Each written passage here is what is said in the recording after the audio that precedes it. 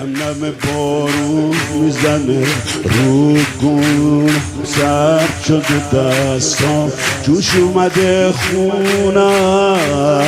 اومده مولا،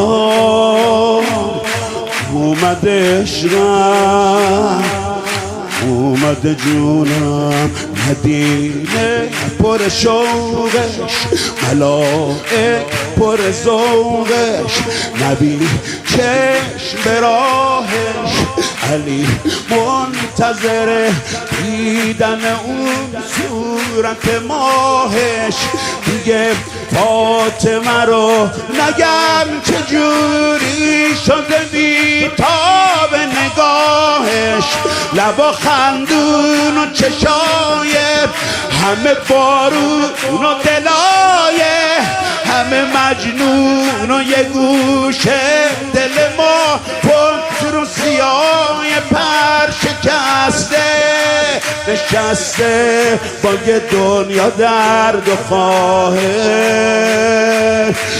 میون خونه خشتی با مهمونای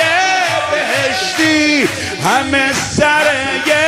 قراریم چش انتظار بهاریم. یهویی اومد بهار، یهو اومد بوی سیب، یهویی اومد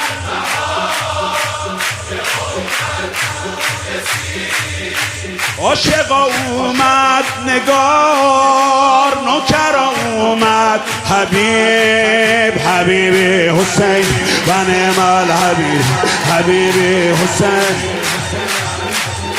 حبیب حسین و نعم الحبیب، حبیب سنگ سنگ سنگ سنگ سنگ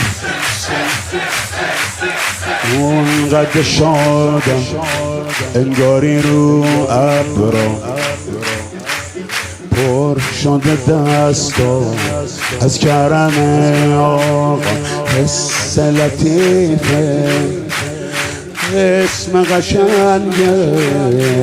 قندر و لبها، حسین دین و دنیا،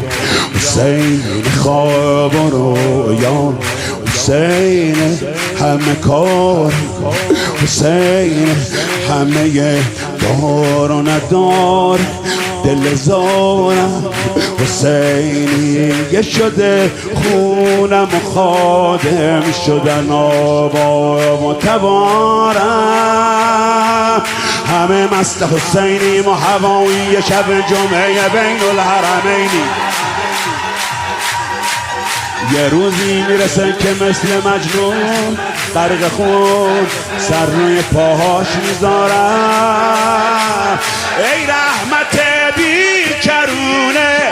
محبت بی کرونه، پر از حسین شده دنیا، پر از حسین نفس ها، از کرمش کم نشد ماییم و دین حسین، هیچکی تو عالم نشد